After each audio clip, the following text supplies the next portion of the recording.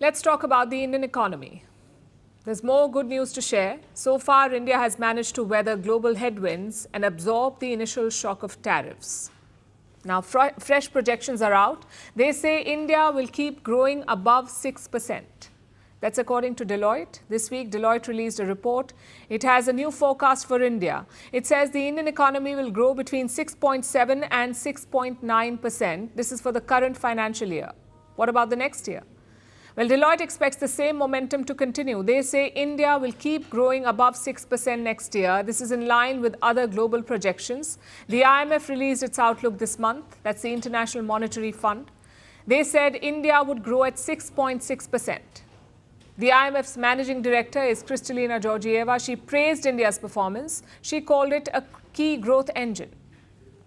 Global growth forecasted around 3% over the medium term, way below the pre-pandemic 3.7% level.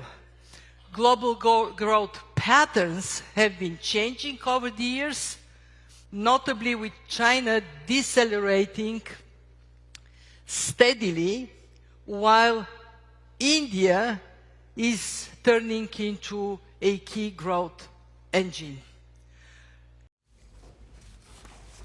Georgieva compared India with China. She said China is slowing down while India remains steady.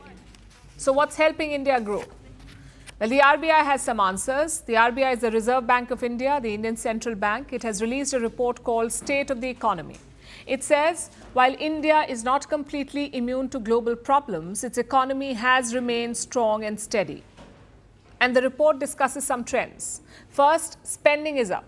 In cities, there is more demand, and in villages, it's even stronger. The farm sector is doing well too. Agriculture has been helped by good rainfall and higher crop planting. This is helping the sector grow. Manufacturing has slowed slightly, but business confidence is rising. In its report, the RBI discusses recent surveys. It says both factories and service sectors are optimistic. And there's also some good news on prices. Inflation is falling, especially retail inflation. It's the rate at which prices of everyday goods go up. And this rise is slow. So retail inflation is falling. In September, it fell to 1.54%. This is the lowest level in more than 7 years. And it's way below the RBI's target of 4%. In fact, food prices have gone down. The costs that are still rising are for metals like gold and housing. Those are going up. But the long-term story remains positive. At the same time, the RBI has also spelled out some risks. First is the global uncertainty. Uncertainty caused by tariffs and trade wars. The RBI has flagged this unpredictability as a risk. This can create headwinds for India. It can impact Indian exports and investments. So that's the first risk. The second risk is a slowdown in foreign investments.